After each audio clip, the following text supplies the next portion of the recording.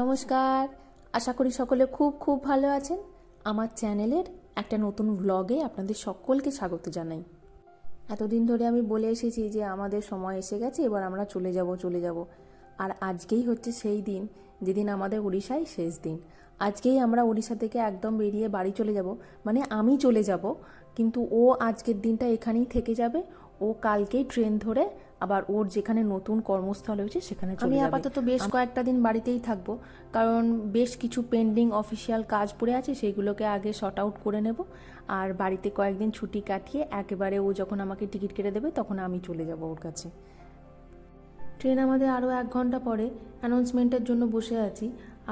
আর যেহেতু মালপত্র আমাদের অনেকগুলো বেশি আছে, ও রেলওয়ে কুলি দেখতে গেছে। আর ওই যে হচ্ছে স্বর্গের সিঁড়ি, রেলওয়ে কুলিকে একেবারে সাথে নিয়ে আমরা চলেছি। আর দেখছেন আশেপাশের এই স্টেশনের ওই গাছগুলো একদম ফুলে ফুলে ভরা, বসন্তকাল বলে। আর যাচ্ছি আর মনে মনে ভাবছি আর হয়তো এই স্টেশনটায় কোনোদিনও আসতে পারবো না। ট্রেনে উঠে একেবারে জাঁকিয়ে সিটের ওপরে বসে পড়েছি, একেবারে আপনার চাদর মুড়ি দিয়ে। আর দেখছেন বাইরেটা কীরকম কুয়াশায় ঢাকা। 8টার উপর হয়ে গেছে, তবুও বাইরে কুয়াশাটা এখনও যায়নি। আর এখানে আচমকাই এমন কয়েকদিন ধরে বৃষ্টি হচ্ছে, মানে বৃষ্টি হচ্ছে বলতে প্রচুর বৃষ্টি হচ্ছে, যে সকালের দিকটা বেশ ভালো রকম ঠান্ডা তো থাকেই, বেলার দিকটা যখন একটু রোদ ওঠে তখন একটু ঠান্ডাটা কমে, আবার রোদ পড়তে না পড়তেই সন্ধ্যের দিক থেকে রাত্রির দিকে ভালো রকম ঠান্ডা থাকে। মানে মোটা কম্বল গায়ে দিতে হয় না, কিন্তু পাতলা কম্বলগুলো গায়ে দিতে হয়। এখানে আমাদের টিফিন কিন্তু দেয়নি। মা যখন আমাকে এখানে আনতে এসেছিলো তখন মা শতাব্দীতে এসেছিলো, শতাব্দীতে মাকে এই কন্টেম্পোরারি টিফিনটা দিয়েছিল। আর কিন্তু শুধুমাত্র আমি এই সোনপাপড়ি বা এই ধরনের চিড়ে ভাজাগুলো খেতে ভালোবাসি বলে মা আমার জন্য রেখে দিয়েছিল। ভালোই হলো, একদম সকালবেলা বেরিয়েছি বলে শুধুমাত্র চা ছাড়া আর কিছুই খাইনি। এখন বসে বসে এগুলো খাই, কিছুক্ষণ পরে ওদের ব্রেকফাস্ট অর্ডার করে দেবো, মানে আইআরসিটিসি থেকে ব্রেকফাস্ট অর্ডার করে দেবো। বেশ অনেকটা বেলা করেই কিন্তু কুয়াশাটা কমলো। আর যখন কুয়াশাটা কমলো তখন বাইরেটা দেখে বুঝতে পারলাম, মানে স্টেশনটা দেখে বুঝতে পারলাম যে এবার আমরা পশ্চিমবঙ্গে ঢুকবো। ট্রেনটা এতক্ষণ পর্যন্ত প্রায় বলতে গেলে 1 থেকে 1.5 ঘন্টা লেট আছে, এটা স্বাভাবিক ব্যাপার। এখন আমরা খড়গপুর স্টেশনের ওপরে দাঁড়িয়ে আছি, আর এই স্টেশনের ওপরই বেশ কাজ চলছে এবং বেশ অনেকক্ষণই, মানে ট্রেনের সময় অনুযায়ী খড়গপুরে যতক্ষণ দাঁড়ানোর কথা তার থেকে একটু বেশি সময় দাঁড়িয়েছিল। অসুবিধে কিছু নয়, কিন্তু সমস্যাটা শুরু হয়েছিল খড়গপুরের পর থেকে। খড়গপুরের পর থেকে শালিমার পর্যন্ত পৌঁছতে কিন্তু বেশ অনেকটাই সময় লেগে গেছিলো।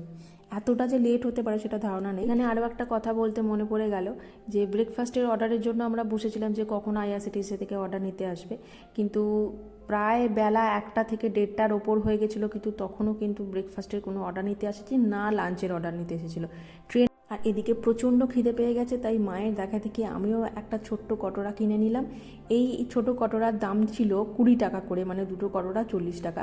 কিন্তু আমি ভেবেছিলাম যে দাম অনুযায়ী সত্যি কথা বলতে কি পরিমাণটা অনেকটাই কম ছিল, কিন্তু স্বাদের দিক থেকে কিন্তু একদম ভরপুর। সত্যি কথা বলতে কি অনেক দিন পর কিন্তু এত ভালো স্বাদের আমি ঘুগনি খেলাম। খড়গপুর থেকে ট্রেনটা আরও অনেকটা আমাদের বাড়ির দিকে এগিয়ে এসেছে, মানে আমাদের গন্তব্যের দিকে এগিয়ে এসেছে। আর এই হলো রূপনারায়ণ নদী। দেখছেন এই বসন্তকালেও কীরকম জলে একদম টইটুম্বুর হয়ে আছে, আর বর্ষাকালে তাহলে কী অবস্থা হবে তাহলে একবার ভেবে দেখুন। যদি প্রচণ্ড গরমকালে যখন চারদিক শুকিয়ে যায় আর এই নদীগুলো যখন শুকিয়ে যায়, চড়া বেরিয়ে পড়ে নদীগুলোর, তখন এই চড়া বেরিয়ে পড়ারও একটা আলাদা সৌন্দর্য থাকে। আবার যখন জলে একদম কানায় কানায় পূর্ণ থাকে তখন সেই নদীর কিন্তু আরও এক রকমের সৌন্দর্য থাকে। একটা জিনিস লক্ষ্য করলাম, পশ্চিমবঙ্গের দিকে যত ঢুকে আসছি, যে কটা নদী বা ছোট ছোট খাল পেরিয়ে আসছি সব কটাই কিন্তু এরকম জলে পরিপূর্ণ হয়ে আছে। কিন্তু কিছুদিন আগে আমরা পুরী গেলাম, পুরীর দিকে যত আমরা এগিয়ে গেছি তত আপনারা ব্লগে দেখেছেন যে নদীগুলো একদম কিন্তু চড়া বেরিয়ে পড়েছে।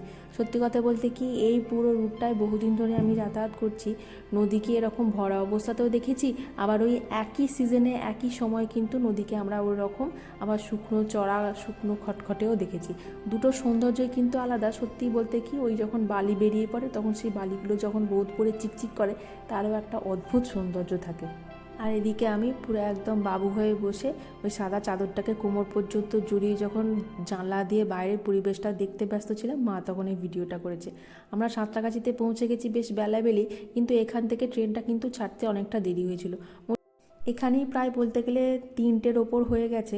আর দেখছেন এই 3টে বাজতেই কেমন মেঘলা করে এসেছে, আবারও মনে হচ্ছে বৃষ্টি হবে রাত্রের দিকে। আর ওই যে ট্রেনের দরজার কাছে নীল রঙের সোয়েটার পরে বাচ্চাটিকে দেখলেন, ওই বাচ্চাটা কিন্তু গোটা এই জার্নিটায় আমাদের সাথে খুব বকর বকর করেছে, খুব গল্প করেছে।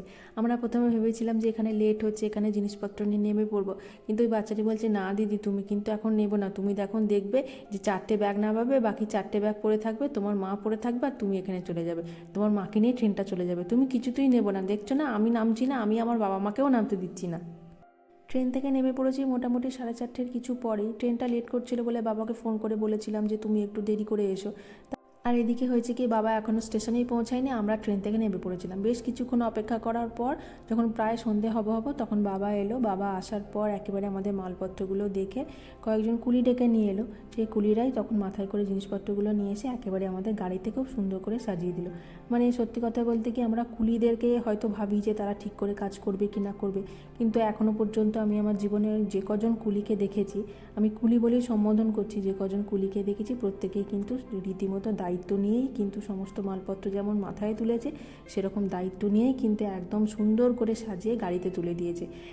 গাড়িতে মালপত্রগুলো বোঝাই করবার পরেও আমরা ওই চত্বরে প্রায় বলতে গেলে 1.5 থেকে 2 ঘন্টা মতো ছিলাম। যেহেতু ব্রেকফাস্ট থেকে শুরু করে লাঞ্চ পর্যন্ত কিছুই আমাদের খাওয়া হয়নি, প্রচণ্ড খিদে পেয়ে গেছিলো। আর বাবাকে দেখে যেন খিদেটা আরও বেশি বেড়ে গেছিলো। আসলে অনেক দিন পর আপনজনকে দেখলে, বাবা মাকে দেখলে যেমন আমাদের মনের ভিতরে একটা খিদে থাকে, আর পেটের খিদেটাও যেন সেই সময় একবারে হুড়মুড় করে বেরিয়ে পড়েছিল। তাই কাছেই একটা ছোট্ট রেস্টুরেন্টে ঢুকে আমরা সবাই মিলে আগে খেয়ে নিলাম, তারপরেই কিন্তু একেবারে গাড়ি নিয়ে বেরিয়ে পড়লাম। এখান থেকে সোজা আপাতত আমি আমার বাবার বাড়িতেই উঠবো, তারপর জিনিসপত্রগুলো গুছিয়ে নিয়ে শ্বশুরবাড়ি চলে যাব। আমার ওড়িশার জীবন এখানেই শেষ হয়ে গেল। আজকের ব্লগটা কেমন লাগলো সেটা আমাকে বলবেন। পরবর্তী যে ব্লগগুলো এখন পাবেন সেগুলো আমার বাড়ির ব্লগ, তারপরে নতুন জায়গাকার ব্লগগুলো আপনারা পাবেন। সকলে ভালো থাকবেন।